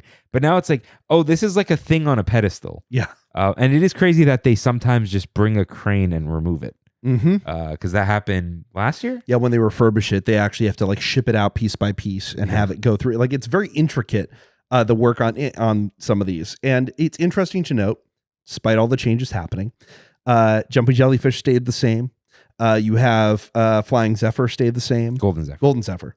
And yeah, Malibu was removed. Yes. What was the reason for that? Just pointless? I think it was just eyesore, and out of anything there, it was the most you could do this at any amusement park or fun fair, and there's no way to make it like once you introduce Tower of Terror, right? This thing doesn't belong anymore. Yeah. You already have the good drop ride. You don't need one that's just for thrills. You want one that tells you a story, and we have that. And they probably thought we will eventually put something here, and they did, which is not for today. But finally, we're just going back in time. Oddly enough, World of Color, 2010.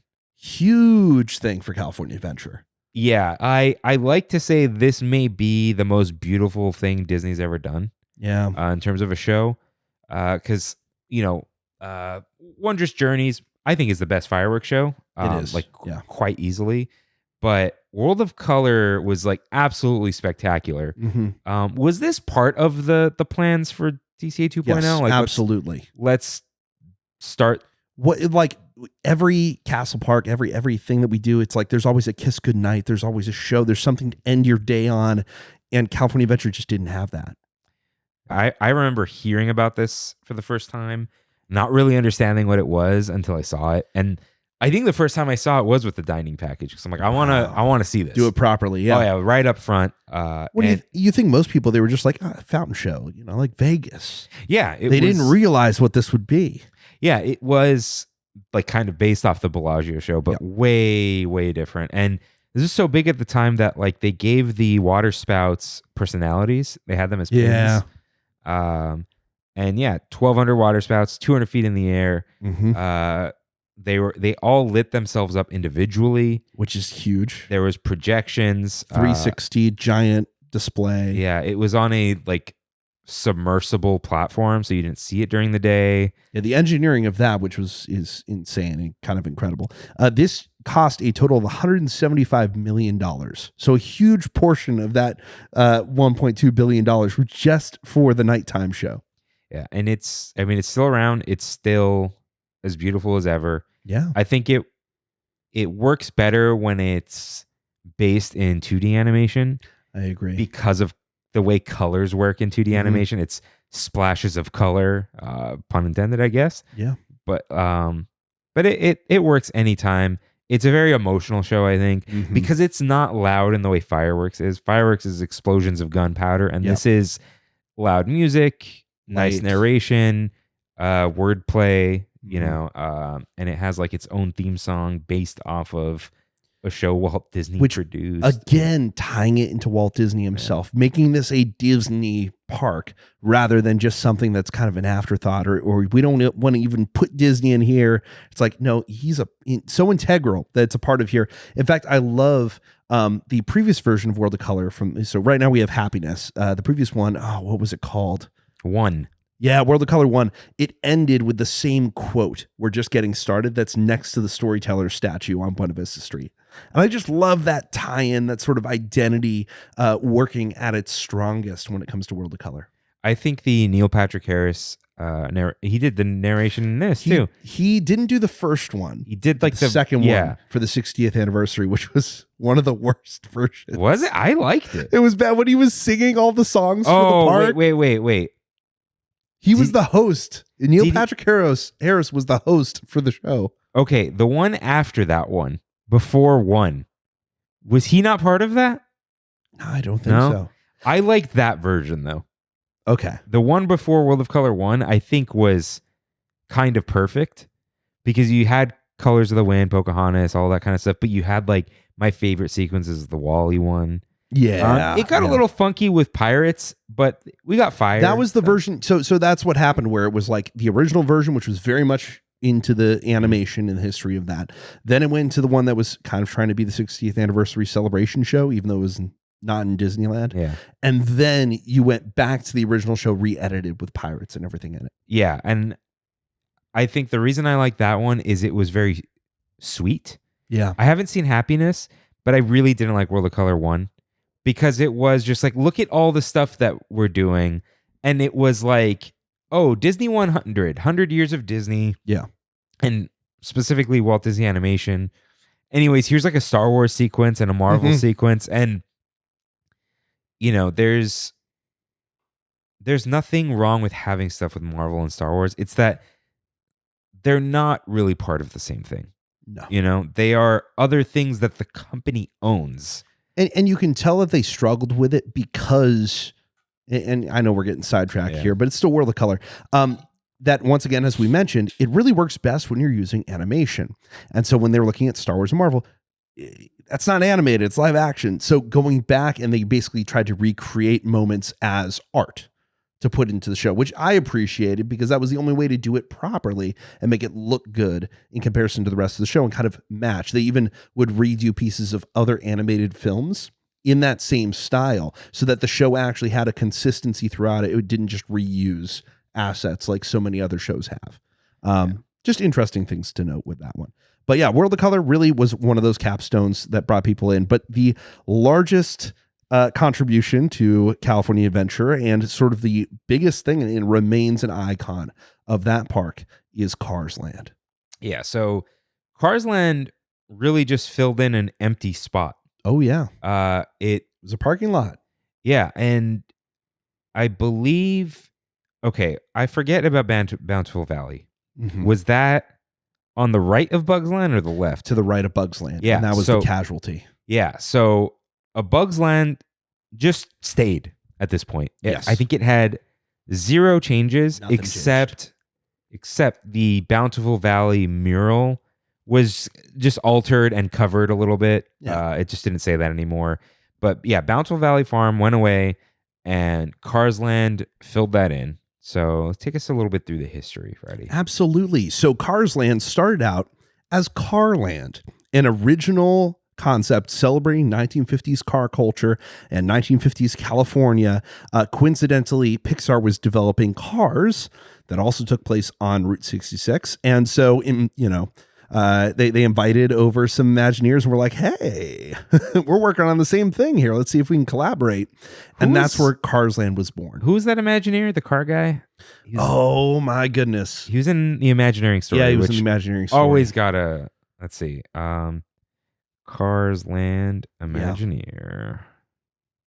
Yeah. Okay. You think Wikipedia has it? And we'll see. Should be on there. History. Yeah, it is. Kevin Rafferty. Yeah. That guy's cool. Kevin Rafferty, he was kind of the main head on that. And then, they went over and they who was the head of Pixar at the time? Lasseter. Yeah. Lasseter was a huge part of everything DCA 2.0. Because at the time, ever since Pixar had been bought out, he became the creative executive for most of the company. Yeah. And he's a man-child with serious problems. Yeah. But creatively, absolute you can't mastermind. Yeah, you can't. I'll just say that. Yeah. So yeah, Cars was real big at the time. Oh yeah. And this was the first immersive land, if you don't count a Bugs Land. Mm-hmm. A Bug's Land and Flicks Fair, they were based off of things in the movie, Yeah. but they weren't a specific place. Mhm. So Cars Land was kind of a response to the Wizarding World. Absolutely was. It was people like stepping into a movie. And not stepping into the production of a movie, but the movie itself, just being there. And you have to think Wizarding World was 2010, I believe. Mm-hmm. Yeah. So it's like, it's right afterwards. It's the same era. And Disney's response comes quickly after. It's not like you had to wait 5-6 years. It was like, no, Disney was already under development on Cars Land when Wizarding World opened. And if anything, it helped cement and actually get it across the finish line in its most intact form. Yeah, and it was, you stepped right into the film, which doesn't take place in California, but it's like close enough where you're like, yeah. And it's more the spirit more than anything else. That even though this might not be California, it's tie-in to 1950s pop culture, Americana, California car culture, which is a huge thing. California and Southern California in particular is a huge, like, automobile capital. You just think of all our freeways. Yeah. So it's based off Route 66, as the movie is. But if you drive up California's Route 395, which is like a central artery to California, it's very much like this. It's similar. These long plains with weird mountains. You actually see Mount Whitney, but and these strange little towns and sideshow. Side of the road things. So. Beautiful land, completely, totally detailed. There's the what is it? Every third blink is slower, yeah. And it is. They do that kind of stuff. It seems to be like a 1-to-1 scale. It pretty much is. Yeah, it's if you were the scale of the cars in the movie Cars, this is what it would be. Yeah, and the cars from the movie Cars are there. Yeah, they show which up works. Say hi. The Cozy Cone is there with.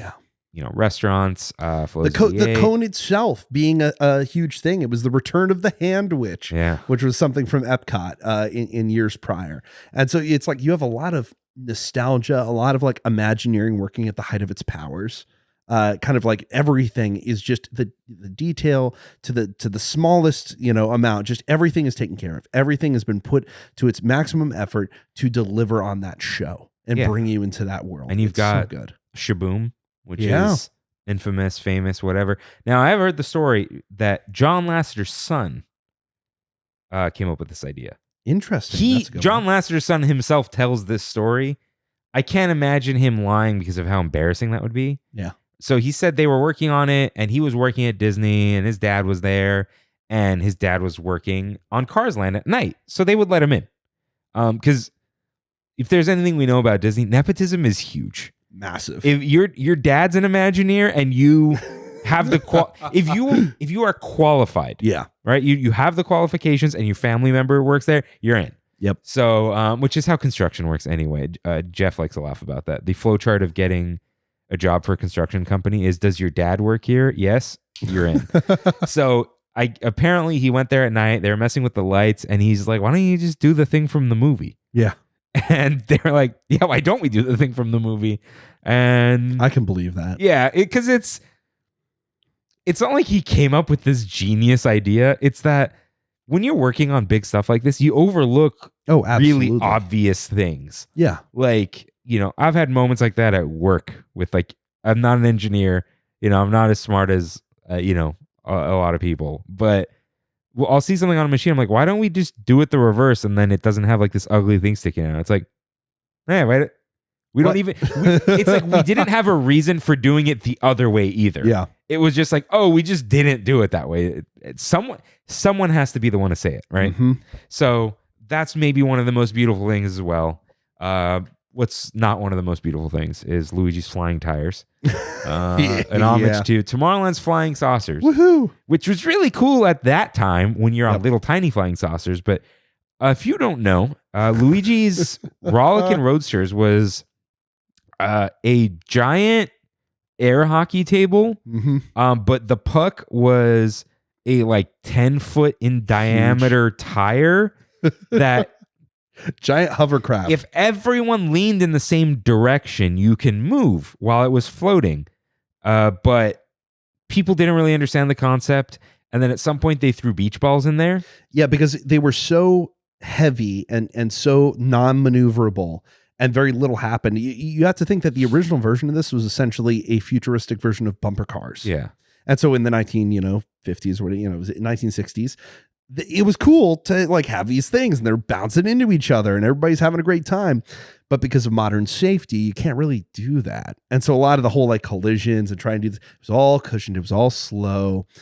There wasn't momentum to it. Yeah. And so besides the sort of iconography of it, there was very little to this attraction. And so eventually it did close and get remodeled. I never rode it. Which that's a real bummer. It had a really long line. It took forever. Yeah, it had long lines. It's inefficient. It's very inefficient. Imagine trying to play bumper cars on Rise of the Resistance. Oh God! But instead of the cool motors, it's just air, and you have to yell at everyone. It was so loud. Yeah, so loud.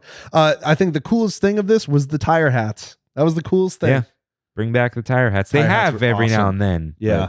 But, we had Major's Junkyard Jamboree. You guys know what that is. Flo's V8, the Cozy Cones. Radiator Springs Racers, though. Oh, boy. The Cars ride. Yep. The e-ticket of all e-tickets for California Adventure. Yeah. Do you remember the Fast Pass situation, Freddie? Oh, God. Yeah. Running to they had the machines separate. So it would be outside of the land. And you basically had to queue up for this with everyone else when the ropes dropped. So there, next to Avengers Campus, there is what is kind of like a Magic Key dining area during festivals where there's the little board with the wait times. Mm-hmm. That was the Fast Pass distribution for Cars Land or for Radiator Springs Racers, and you would rope drop. Yep. If you got there at like 8:30, 9 in the morning, you would watch the Fast Pass time tick up on the marquee. You'd put your ticket in and it would say return at 7:30 p.m. Yeah. Like if you were late by 20 minutes, it was bad. If you got in the park 2 hours late, you were not getting on that ride. You're not. And then do you want to go wait 3 or 4 hours in line? Because that's what it was going to be. Yeah. And it was like that for many years. Yeah. No, I remember every time my family would go to California Adventure, they would all bolt to Racers and get in line in the standby. And I would grab everyone's tickets and run and go get in line for the Fast Pass. You ride it twice. Oh, yeah, we did. And we did so many times. And so often we would be done waiting our 2.5 hours at Radiator Springs Racers, get off of the ride, and then it was time for our Fast Pass. Yeah. Different time. But, what a time, yeah. But at the time, it was exciting. Yep. And it wasn't like this, like, log on to a random lottery on your phone. No. Like, there was this sense of, like, it's attainable if you want it to be, right? If you get there, someone has to be there early enough, right? If you didn't, you were just half an hour late. And it wasn't like, oh, the line was half an hour long. No, the line wasn't ever that long. It was that there was always a line, and if you were late, it was just over. And that's okay, because the standby was there. It wasn't like some virtual queue nonsense. Yeah. There was no advantage on the phone, the Wi-Fi, or ad block settings. None of that. So yeah, it was a different, exciting time to get something new in DCA. And Cars Land, Luigi's kind of changed, but it's mostly unchanged. We have a new eating area now, but beautiful start to the future of Disney parks, really. Yeah. And in particular for California Adventure, this gave it something that it hadn't really had since Soarin'. Since when the park first opened, it had Soarin'. Here's your iconic attraction. Later, you did get Tower of Terror, but that was already a thing in Florida, and it was the lesser version. It just kind of helped balance out the park.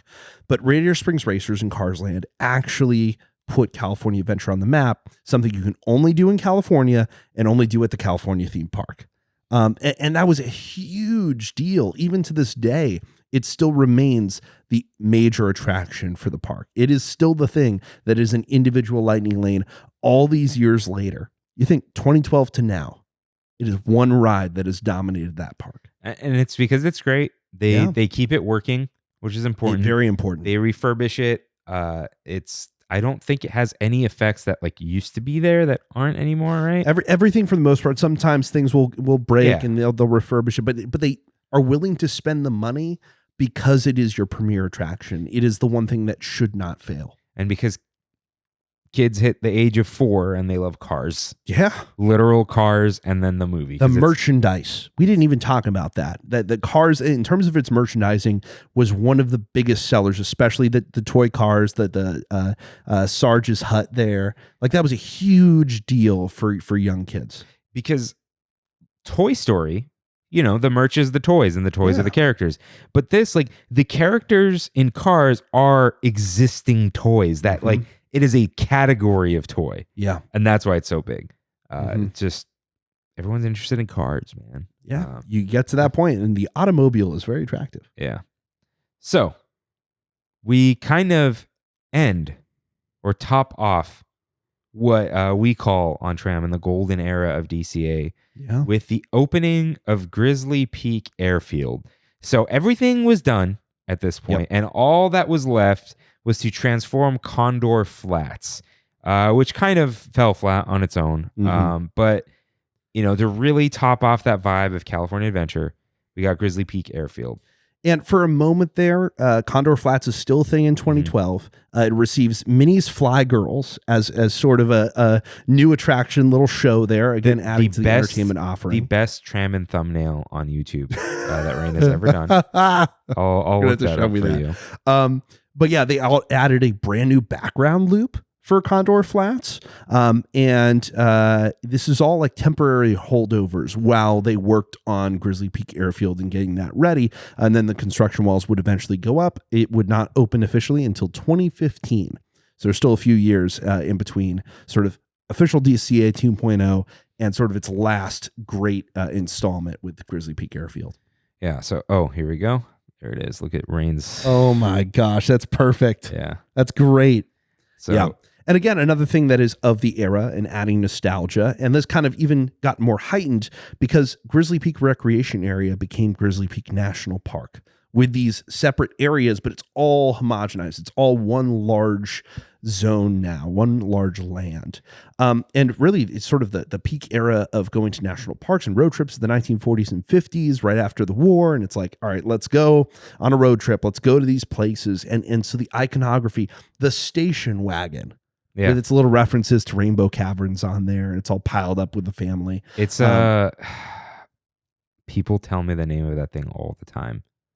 Of the car itself. No, it's a specific car. But Kimmy told me there's like a little Knott's Berry Farm map in there or something like that's something cool. that references Knott's too. This is actually one of the first projects of oh my goodness, I forget his name, but it's Trader Brandon. He's the Imagineer who worked and was one of the main creators on Trader Sam's. This is one of his first one of his projects.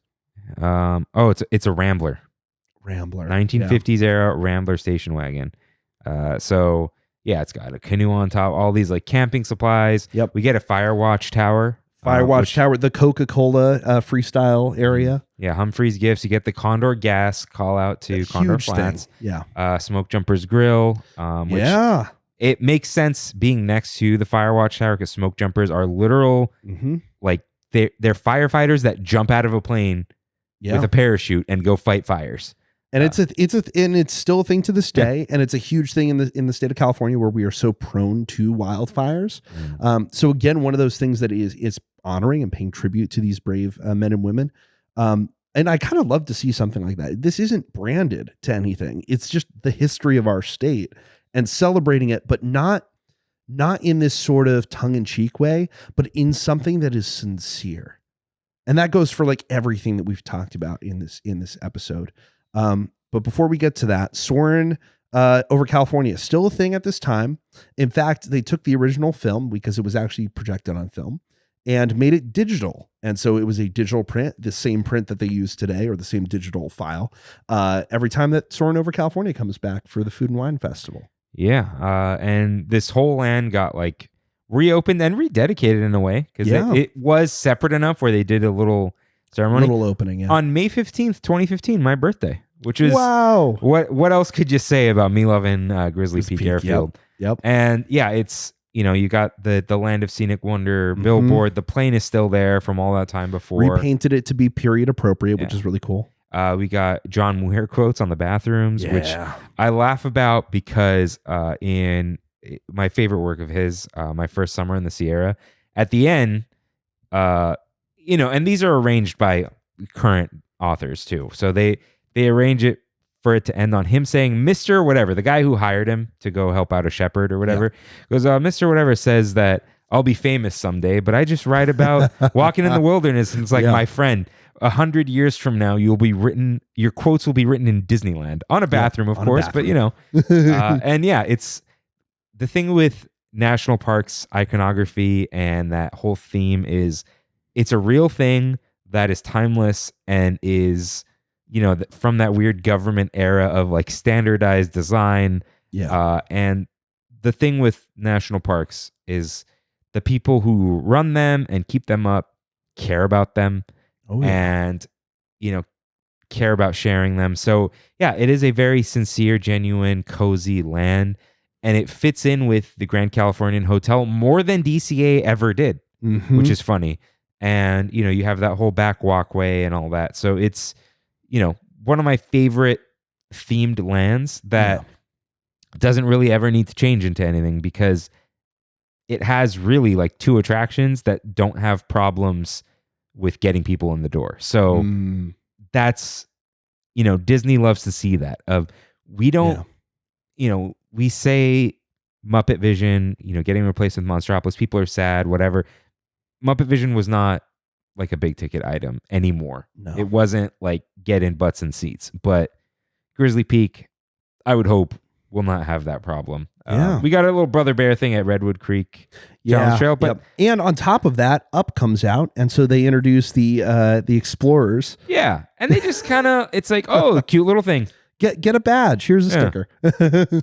So a nice way to cap off this golden age where you've got the Twilight Zone Tower of Terror. Oh, goodness, Hollywoodland is what it is, but it's just always been that, so that kind of doesn't matter, right? You get Cars Land, A Bug's Land is there, Paradise Pier, and you had this park that was like really well-rounded and was not stuck in any one time. It's in such an old time that it didn't need to be accurate.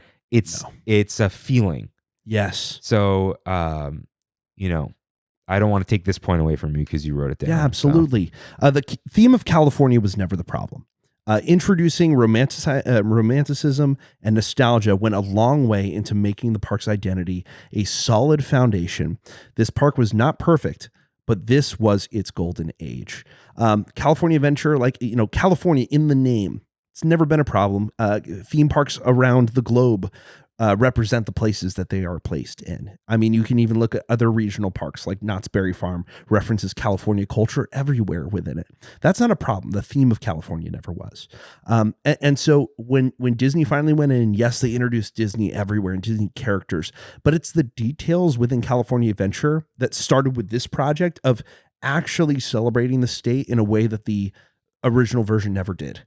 And that was really this sincerity, this feeling of, hey, you're home and we're going to celebrate where we live and the places and sort of kind of giving you a space, like not even like the real state, but like an actual place that is enjoyable, an actual park that you want to spend time in. And that wasn't California Adventure before. And now after this project, it's like, yeah, you did want to go into Buena Vista Street, even when the pandemic was still raging. You kind of did want to go spend time in these spaces because they were pleasant now. Yeah, California Adventure at this time for me was, in my mind, like a photo taken on film with film grain over dark greens and browns and a warm tint and a glow and, sun spangles and, even like a golden hour. And that was the whole feeling of the park. And it made sense. And, we'll talk about future projects next time. But before there were any shenanigans with the city and plans, anything that was going to happen to California Adventure was going to happen as an expansion, where it would have been okay for it to just be added on to the side because everything was complete inside. Nothing needed to be changed. But at the time, it was as perfect as it was going to be. Yeah. Right. And I don't think we ever look at this era with rose tinted glasses because it was doing well. The even Food and Wine Festival was roaring at this time, and it was very California, fine dining, wine, people trying new things, and this, the park had a special identity. And it had just that feeling. Yeah. And even to this day, I still recognize it as like, yes, I go to Disneyland for nostalgia and for like reliving these memories and having fun and all these attractions and being in these worlds. And then I go to California Adventure to actually like relax and have fun and be in this place with friends and eat and drink. And that's something that you don't do at every theme park. Yeah. But it's something that makes that theme park special. It makes California Adventure special, especially to us who are locals here.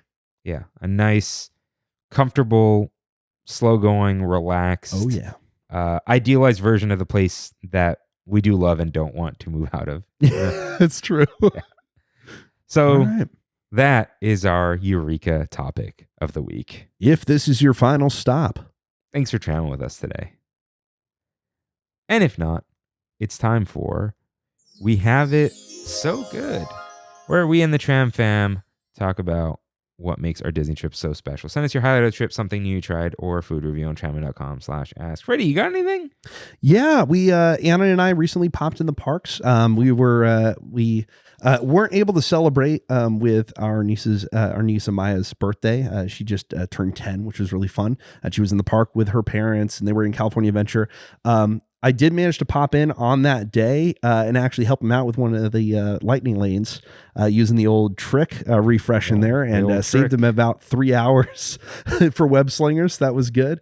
Always love doing that. But we told her, we were like, oh, you want to get a discount? We got our discount. Do you want to get anything? What do you want for your birthday? Like, just pick it out, whatever you want. She didn't know at the time. Went into one of the stores and found a pair of ears that was part of the, I forget the name of it, but it's like this bag company. They did a huge release, a bunch of stuff. I think it's like Stony Clover or something like that. Yeah. There it is, whatever that is. And now all of that stuff is 30% off. So even if you're an AP, or you're a Magic Key holder, you can go in there, you'll get 30% off of the product. And then you'll get your discount on top of that. That's how I got like a $90 Mickey pumpkin for like $45 or something. Yeah. It was like, yeah.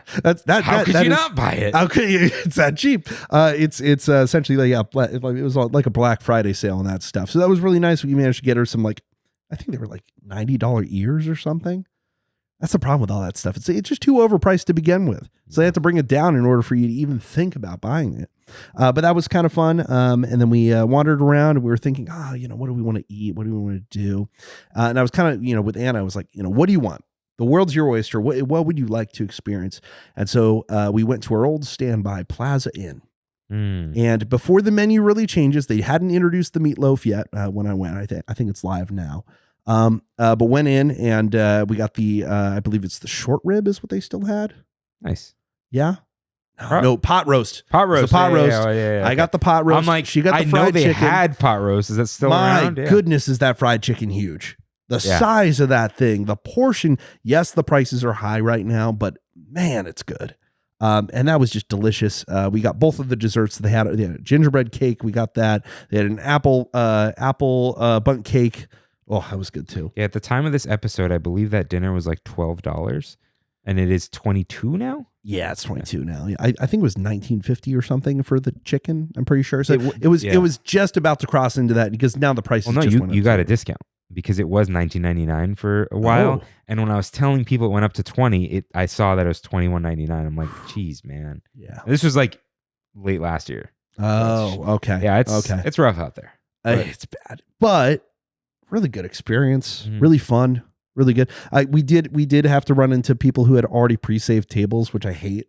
And I'm just gonna throw all my bags on this table and I'll come back to it in a minute. I'm like, oh, yeah. But I'm already holding my tray. I gotta sit somewhere. But it was good. It was pleasant just to go walk around the parks. It was our last chance to see the garlands on Main Street and everything in its holiday glow just at the end of the season. So that was really nice. Nice. I haven't gone yet, but I will do. We have it so good just for this episode. We had it so good strolling around a beautiful DCA, getting Clarabelle's dipped bars. Oh yeah. Getting nice California merch that I didn't wear for this episode, but I got at the time. A time where DCA really felt like the AP park. They had AP days, annual pass holder appreciation, because it was like the if you know park.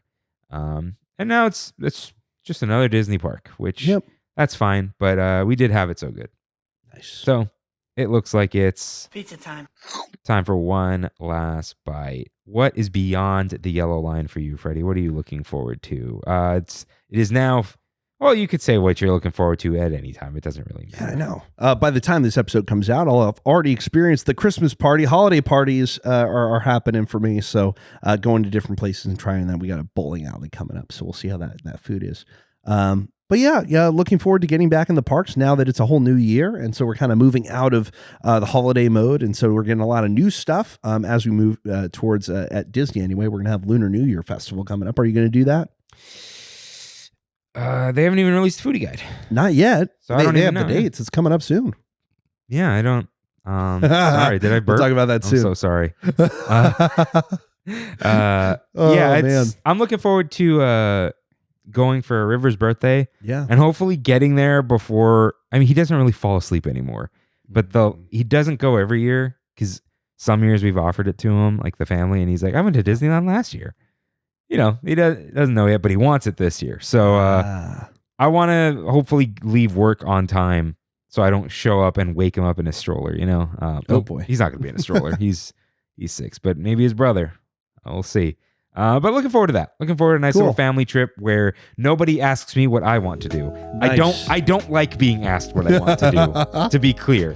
So that's what I'm looking forward to. Just standing in the back of the group and just being like, yeah, sure. Go with the vibes. And it's like, you know, with a group of like 8 or whatever it is, it's like, oh, we got to wait 30 minutes for a Little Mermaid. It's like, I have like 7 people to talk to. So that's fine. It's going to fly by. Yeah. So looking forward to that.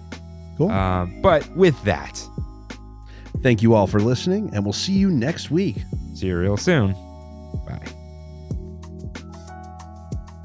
Thanks for traveling with us today, and we hope you have a happy and memorable visit to the Disneyland Resort. Please lower your head, watch your step, and exit to the driver's right-hand side only.